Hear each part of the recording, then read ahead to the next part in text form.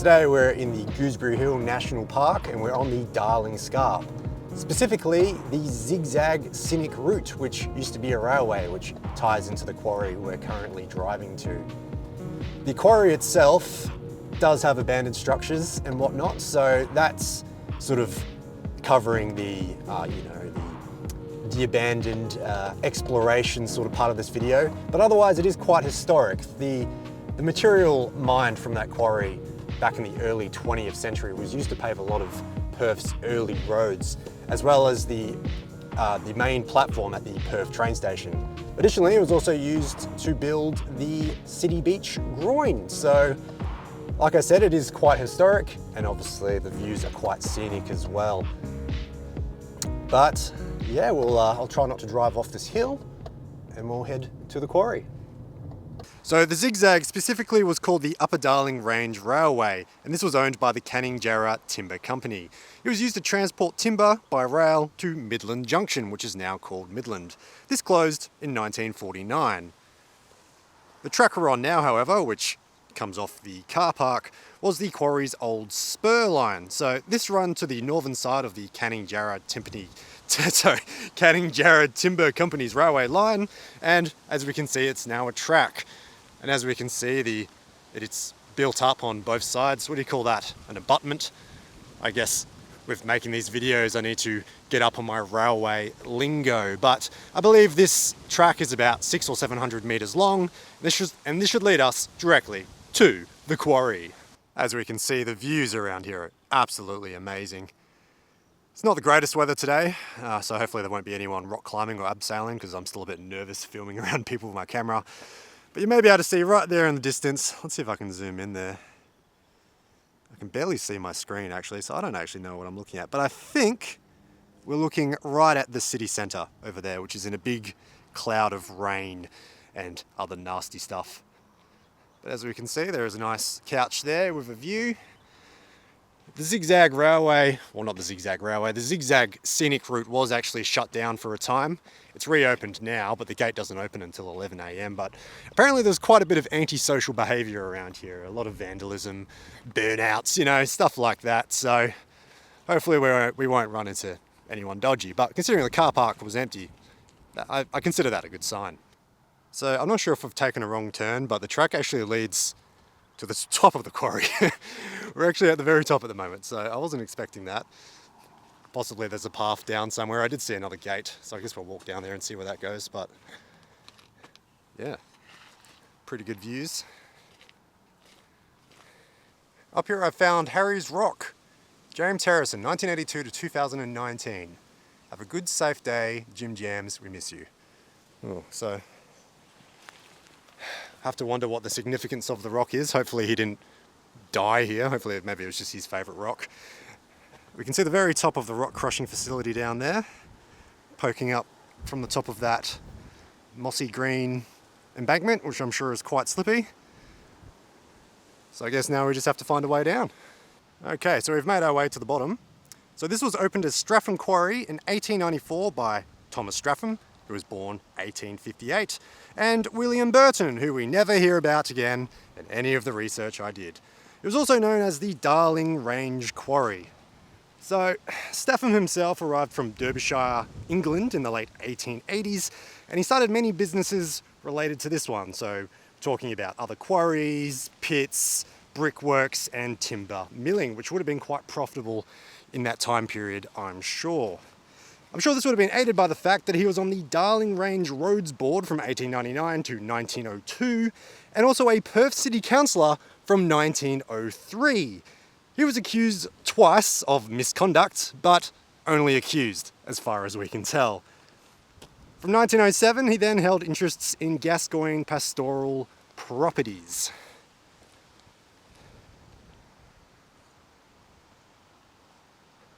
So as we'll soon find out from the research, this place was running for a good 60 or 70 years, so I can imagine quite a lot of rock and other material has been removed from this site. So what was quarried here? Well, that was granite and diorite, and that must have been in high demand at the time. because the material was used to pave Perth's streets in the early 1900s, as well as the platform at the Perth train station, and of course the city beach groyne. The material was in high demand because WA was in a gold rush at the time. Various towns around the state like Kalgoorlie were making lots of money. It was a good time of economic growth for the city, so it was expanding. So it's around here we start seeing some remains. We've got some old water tanks over here, and here is a concrete slab and some other footings. So already quite more substantial than the POW camp. We actually have a building here, which we'll get to in a second. But there is some other various rubbish laying around. So as for Statham himself, he passed away in 1918. Presumably quite a wealthy man after all his business endeavours, including this massive quarry. In his will, he left £1,000 to his quarry manager, Charlie Bacon, quote, in recognition of his good and faithful service to my quarry. I guess the joke is obvious what Charlie Bacon would spend his £1,000 on. Regardless, in the early 1910s, that would have been a lot of money. And as we can see there, it is starting to rain. That is the star attraction of the whole site. Oh look, there's a hole. But we wouldn't climb through that, would we? No. So we've just come down that slope there, which probably doesn't look so bad on camera, but it's quite slippery at the moment. But here we have the rock crushing plant. So the original rock crusher was called the Hope Double Acting Crusher. And apparently that could crush 50 cubic yards per an 8-hour workday. And this was later upgraded to a 70 cubic yard per day crusher.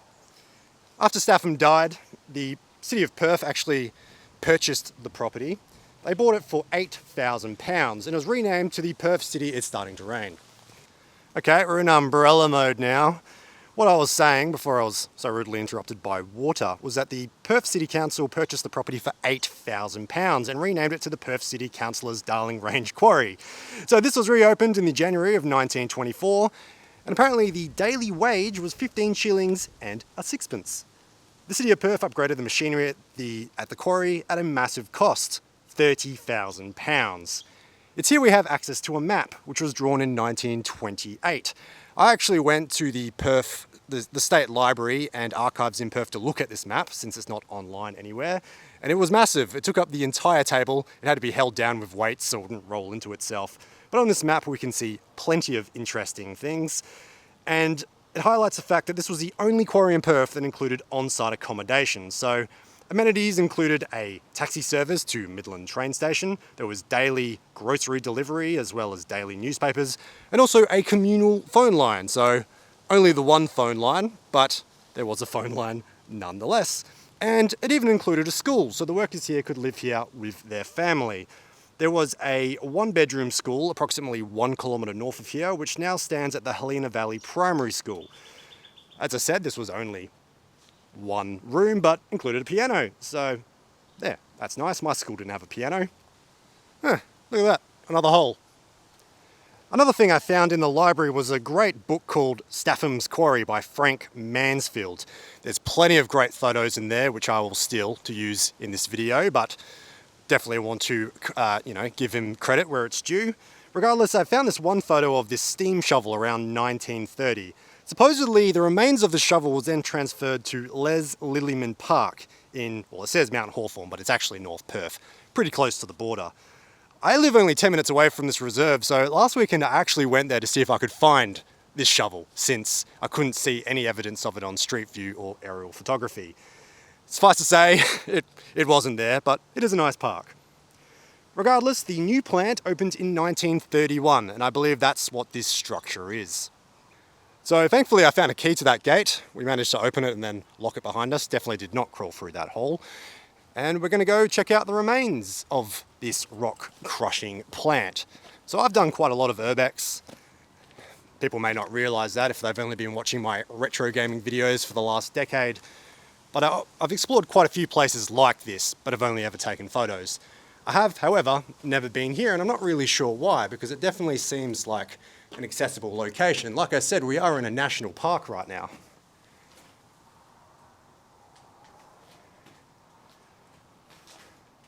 So it is a concrete shell, yes, but it is an interesting one nonetheless.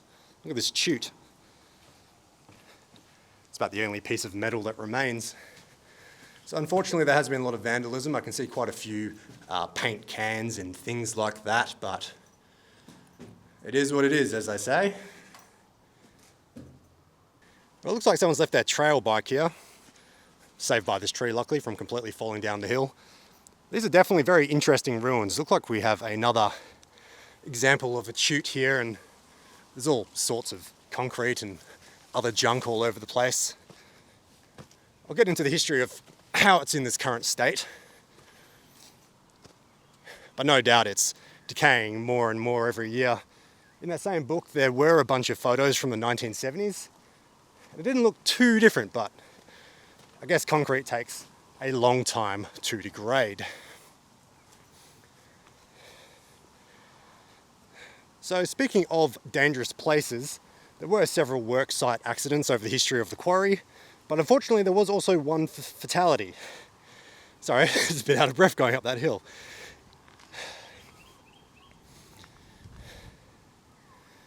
So, 1936, we have a poor gentleman, and I'm probably going to mispronounce his name, Giacomo Guidis, I think. He was drilling holes for explosives, and unfortunately, one went off prematurely. Let's have a closer look at these ruins, though. I'm a bit hesitant to stand on the concrete. And that looks down into the area we were just previously. Hopefully this is nice and solid. If I fall and die in, at least it will be on camera. There we can see the top of the chute. But yeah, I think I'm pushing it as we are, but very cool. Very industrial. There we can see the two water tanks, and of course the quarry itself. So a short walk from the quarry, we find another concrete structure. This is a magazine, and it was used to store explosives. And I did see some photos of this online, and it is much smaller than what I thought it would be. But handy being made out of concrete, the roof's still on it. Not much to see otherwise though. So back to the quarry, what happened with that? Well, it operated successfully under the Perth City Council until, where's my dates gone? Until the Depression, I don't have a date. Just until the general time of the Depression. And during that time it wasn't running full time. And then World War II happened, and that closed the quarry in 1939. They were lacking labour, as you can imagine, and competitors were cheaper. Maybe they should have brought in some of the POWs from my last video if they wanted some free labour.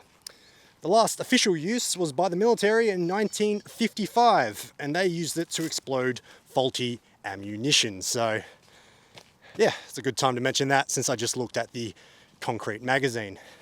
Anyway, let's head back to the quarry and finish off this story. So we're back in the quarry now, standing on top of a little hill that's next to the pond. There's a great photo of an abandoned structure in this pond from the 1970s. I'll put it up on screen now. Otherwise, it does look like we're standing on the remains of something. I'm not exactly sure what. I'll try and figure it out when I get home. I'll compare it to that cartographic map. But what did happen to the quarry? When did it close? Well, there were various attempts to reopen it. But the final nail in the coffin was a bushfire in 1957. That caused extensive damage to the site, and anything that was wood, like the on-site accommodation, anything like that, that was all lost in the bushfire, which is why we only have concrete remains today. The fire caused £56,000 in damage, and unfortunately for the Perth City Council, they were only awarded £23,000 in insurance. But regardless, the Perth Council did attempt to reopen it again in 1962, but by this time a quarry licence was required by the Kalamunda Shire, and for whatever reason, they rejected the approval. From there, it was transferred to the Metropolitan Regional Planning Authority in 1971. And these days, it is managed by the Department of Environment and Conservation for us all to enjoy. It is a popular place for rock climbing and abseiling, as you can see.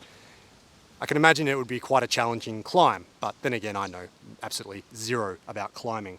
So it definitely looks like we've walked down some kind of ramp. of which I was just filming before. I did read in Inherit's heritage information document that there was some sort of ramp, so I guess I could look that up and figure out what that is and put it on screen now. Regardless, fast forwarding a few more years more to the modern age, unfortunately there was tragedy here in 2011. A Lena Brayley died here. It's thought that originally she fell off the top of the cliff, but later the police upgraded it as a suspected homicide. To this day, as of filming in 2023, the homicide is still unsolved. All they know is that she was here with an unidentified man who rode a motorcycle, who was not her husband. So yeah, hopefully they figured that out. I was unable to find any updates as of filming today. So they completed a heritage assessment of the site in 2004, and thankfully it was put on the state register in 2007, so it is a protected site. These days it is great for abseiling and rock climbing, and there's also a 5.9 kilometre bushwalk that goes around the entire location. Although I did read online that apparently it is pretty badly signposted, so make sure you prepare before going. Regardless, that's all I have to say about the Statham Quarry. Thank you so much for watching. I really hate to ask it, it's a bit cringy, but I do appreciate a like and a comment and, you know, a subscription, you know, just stuff like that, because it helps with the algorithm. It really, it shows YouTube that people are watching and they are interested, and it pushes it out there to the greater audience. And speaking of audience, an extra thank you must go to my Retro Game On audience, which is my other YouTube channel. I put a call out there for this channel and a bunch of you came across and subscribed, so I really do appreciate that. Thank you so much. But that's it. Thank you again for watching, and I'll see you in the next video.